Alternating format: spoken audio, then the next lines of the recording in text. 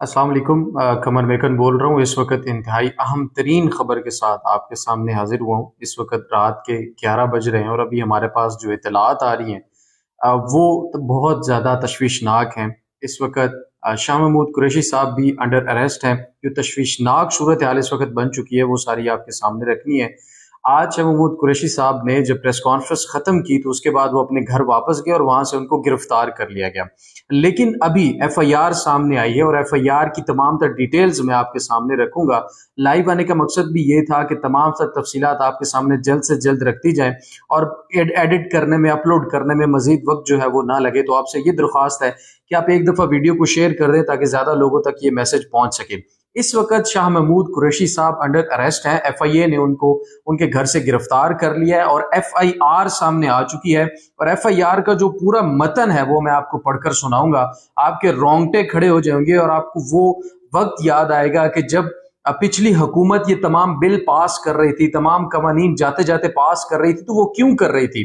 उसका असल मकसद अभी सामने आ रहा है कि इतना जो बिल्स की तादाद ज्यादा पास करने की, उसका मकसद जो है वो अभी सामने आ रहा है। ऑफिशियल सीक्रेट एक्ट में अमेंडमेंट वगैरह की गई थी और उसके मुताबिक अब आज एफआईआर दर्ज कर दी गई है इमरान खान साहब के ऊपर और शाह महमूद कुरैशी के ऊपर। इस वक्त एफआईआर दर्ज हो चुकी है और एफआईआर का मतन मैं आपके सामने रखता हूं और उसकी जो कॉपी मौसूल हुई है हमें, उसके अंदर ये लिखा हुआ है कि साबिक वजीर आजम और साबिक वजीर खारजा शाह महमूद कुरैशी साहब के खिलाफ एफआईआर 15 अगस्त को दर्ज की गई। ये 15 अगस्त को एफआईआर जो है साइफर के मुतालिक ऑफिशियल सीक्रेट एक्ट के तहत दर्ज कर दी गई थी और 15 अगस्त को जो एफआईआर दर्ज की गई थी उसके अंदर ये लिखा है, उसका मतन ये है कि उसके मुताबिक साबिक वजीर आजम और साबिक वजीर खारजा ने साइफर में मौजूद इत्तलात गैर मजाज अफराद तक पहुंचाई।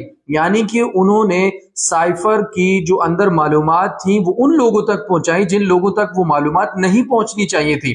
पहले तो साइफर था ही नहीं, अब साइफर माना भी जा रहा है और साइफर की जो मालूमात है वो भी गैर मजाज लोगों तक पहुंचाने का मुकदमा दर्ज कर दिया गया है। उसके बाद एफआईआर में ये भी लिखा है, जो कि इमरान खान और शाह महमूद कुरैशी साहब के ऊपर एफआईआर दी गई है, उस एफआईआर में ये भी लिखा हुआ है कि साबिक वजीर आजम और साबिक वजीर खारजा ने मजमूम मकासद के लिए और जाती फायदा के लिए हकायक को मसख किया और दोनों ने रियासत के मफादात को खतरे में डाला। यानी कि ये गद्दारी के जुमरे में आ रहा है और ऐसा जो पेश किया जा रहा है एफआईआर का मतन इस तरह से कि शायद उन्होंने गद्दारी की है। और एफआईआर के मतन में मजीद भी ये लिखा है कि दोनों ने रियासत के मफादात को खतरे में डाला, अपने मजमूम मकासद की तकमील के लिए साइफर के मंदरजात को गलत इस्तेमाल किया और उनको गलत इस्तेमाल करने की जो है वो साजिश की गई। इसके साथ साथ एफआईआर के मतन के मुताबिक 28 मार्च को बनी गाला इजलास में, अब देखिए बनी गाला को भी इसमें शामिल किया जा रहा है, बनी गाला इजलास के अंदर साइफर के मंदरजात के गलत इस्तेमाल की साजिश की गई। साबिक वजीर आजम ने आजम खान, जो कि उनके प्रिंसिपल सेक्रेटरी थे उस वक्त, उनको पैगाम के मदरजात में हेर फेर करने को कहा। इमरान खान ने कौमी सलामती की कीमत पर अपने मजमूम मकासद के लिए साइफर को इस्तेमाल किया। यह भी एफआईआर का मतन है।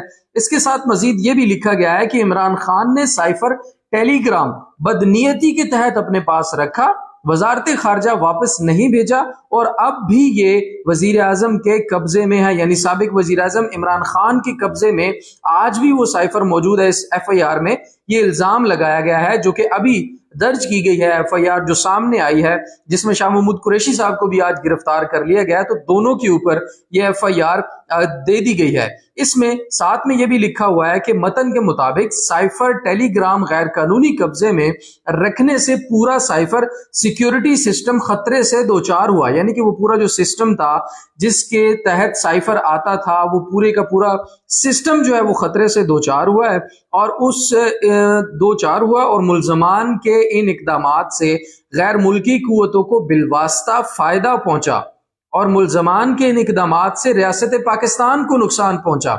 यानी कि साइफर के जो वो मदरजात थे उनसे पाकिस्तान को नुकसान पहुंचा।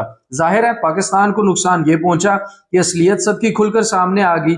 جو سازش تھی وہ کھل کر سامنے آ گئی، جو مداخلت تھی وہ کھل کر سامنے آ گئی۔ سیکورٹی کونسل کی میٹنگ میں بھی یہ کہا گیا کہ مداخلت کی گئی ہے اور امریکہ نے پاکستان کے معاملات کے اندر مداخلت کی ہے۔ اب یہ نقصان تو ظاہر ہے ان لوگوں کا ضرور ہوا جو لوگ ایکسپوز ہوئے اس ساری کی ساری سازش میں۔ اچھا، ریاست پاکستان کو نقصان پہنچا، اس کے بعد جو حیران کن انکشافات اس ایف آئی آر میں ہو رہے ہیں وہ بہت جو ہے سمجھ سے بالاتر ہے۔ اچھا، ایک بار میں پھر دوبارہ آپ سے ریکویسٹ کر دوں، جو بھائی دیکھ رہے ہیں کائنڈلی اس کو شیئر کر دیں تو باقی لوگوں تک بھی یہ میسج ٹائم سے پہنچ جائے۔ سابق پرنسپل سیکرٹری اعظم خار کے کردار کا تعین تحقیقات کے دوران کیا جائے گا، یعنی کہ ان کے ساتھ جو مشورہ کیا عمران خان صاحب نے اور جن پر یہ الزامات لگائے جا رہے ہیں کہ انہوں نے خرد برد کی ہے سائفر کے باڈی کے اندر، سائفر کے اندر جو مدرجات تھے ان کے اندر، تو ان کا کردار بعد میں ادا کیا، بعد میں جو ہے وہ دیکھا جائے گا، لیکن عمران خان اور شاہ محمود قریشی کا جو کردار ہے وہ پہلے سے ہی دیکھا جا رہا ہے اور ان کی بدنیتی بھی پہلے سے ثابت کی جا رہی ہے۔ دوسری طرف یہ بھی کہا گیا ہے کہ وزیر جو تھے اس وقت اسد عمر، ان کو اور جو پرنسپل سیکرٹری اعظم خان صاحب ہیں ان کے کردار کا تعین تحقیقات کے دوران کیا جائے گا۔ ساتھ میں جو جملہ لکھا ہوا ہے وہ بھی بڑا اہم ہے کہ ایف آئی آر میں عمران خان اور شاہ محمود قریشی کے خلاف سیکرٹ ایکٹ کے تحت، آفیشیل سیکرٹ ایکٹ کے تحت، یہ سب سے امپورٹنٹ چیز ہے، آفیشیل سیکرٹ ایکٹ کے تحت دفعہ 5 اور دفعہ 9 لگائی گئی ہے اور اس کے ساتھ ساتھ پاکستان پینل کوڈ کی دفعہ 34 بھی لگا دی گئی ہے۔ یعنی اب سمجھ میں آ رہا ہے کہ آفیشیل سیکرٹ ایکٹ کے تحت امینڈمنٹس کیوں کی گئی، ان کو چینج کیوں کیا گیا تھا اس وقت، جو کہ اب عمران خان کے خلاف یہ جو ایف آئی آر سامنے آئی ہے اس کے اندر جو ساری معلومات لکھی ہوئی ہیں اس کے ڈائریکٹ تانے بانے اس امینڈمنٹ سے مل رہے ہیں جو پی ٹی ایم کے دور حکومت میں، شہباز شریف کے دور حکومت میں بل پاس کیے گئے تھے۔ آفیشیل سیکرٹ ایکٹ کے دفعہ 5 اور دفعہ 9 دونوں لگا دی گئی ہیں اور اس کے ساتھ ساتھ پاکستان پینل کوڈ کی دفعہ 34 بھی لگائی گئی ہے۔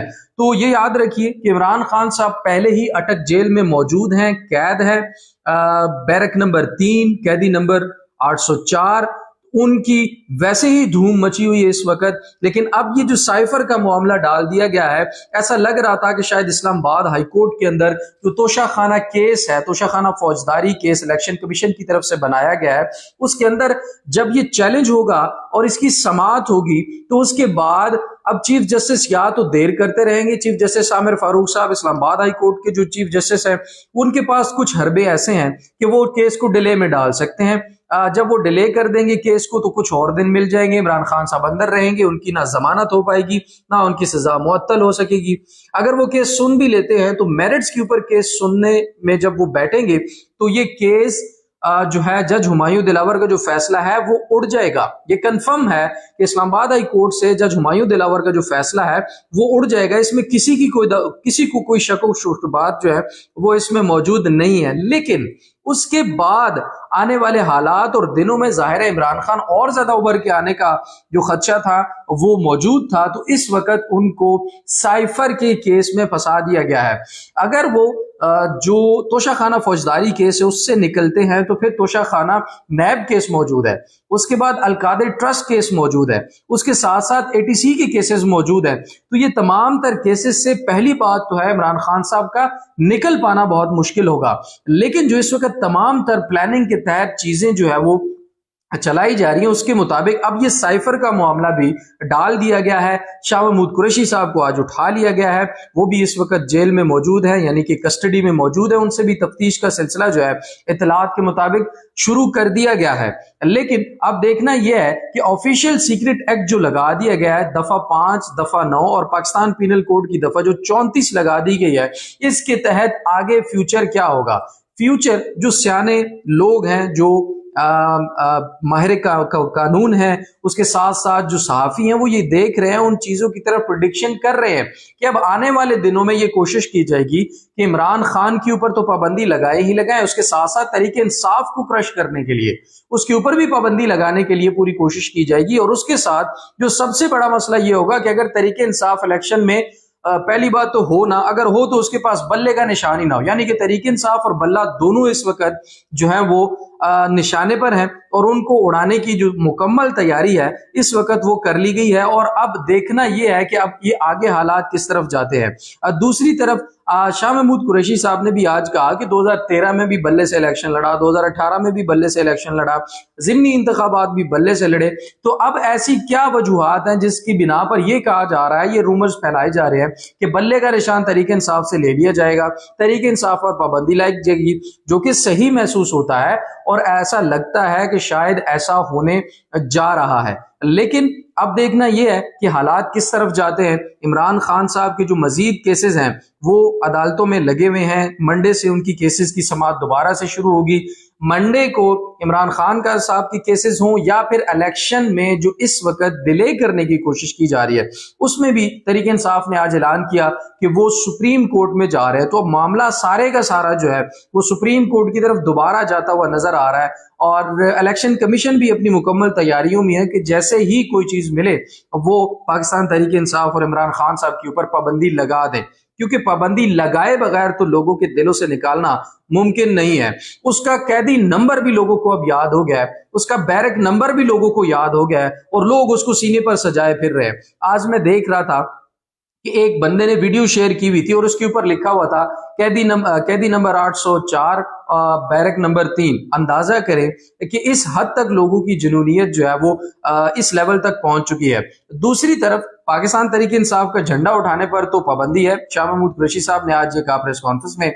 लेकिन दूसरी तरफ पीटीएम जो कि जर्नैलों को गालियां देते हैं, जो कि कर्नैलों को गालियां देते हैं, जीएचक्यू को गालियां देते हैं, उसके साथ साथ वो पूरे सिस्टम को गालियां देते हैं, धमकियां देते हैं। जंग की धमकी भी उन्होंने दी। कल जो मंजूर पश्तीन साहब की तकरीर थी उसके अंदर उन्होंने कहा कि ऐसा ना हो कि हमें दूसरी किसी तरह से इस्लामाबाद में आने पर आप मजबूर करें, ऐसा हमारे साथ मत करें, हमारे हकूक दे। वाज़ेह सूरत में हकूक पूरे पाकिस्तान को मिलने चाहिए। लेकिन मंजूर पश्तीन साहब ये तो नहीं कह सकते कि जर्नैल करनैल वो जीएचक्यू वो गेट पे मैं जाके बताऊं क्या हो रहा है क्या नहीं हो रहा, और उसके साथ साथ जंग की धमकी भी दे, आजादी की जंग की धमकी। और उन्होंने कहा कि हम दोबारा जब आएंगे या हमें मजबूर किया गया तो हम फिर आजादी की जंग लड़ेंगे। तो ये इन अल्फाज के बाद भी उनके ऊपर कोई मुकदमा नहीं हुआ, अभी तक कोई एफआईआर नहीं हुई, कोई दहशतगर्दी की दफा नहीं लगी, कोई गिरफ्तारी नहीं हुई। तो ये सारे सवालिया निशान है इस वक्त कि ऐसा क्यों हो रहा है। मुल्क पाकिस्तान की खातिर इस वक्त सबको ये सोचना होगा कि पाकिस्तान को बेहतर तरीके से आगे कैसे लेकर जाया जा सकता है।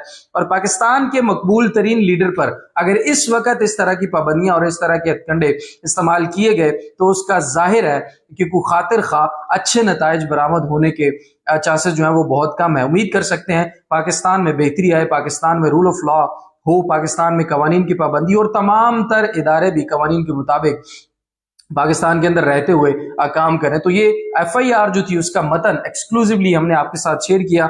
मैंने सोचा कि फौरन आपके साथ लाइव सेशन में आके आपके साथ ये चीजें रख दी जाएं। आपसे फिर आखिर पर एक दफा दरख्वास्त है कि एक दफा इसको शेयर कर दें ताकि ये मालूमात बाकी लोगों तक आसानी से पहुंच सके। तो अभी तक के लिए इतना ही। अपने मेजबान कमर मेकन को दीजिए इजाजत। अल्लाह हाफिज।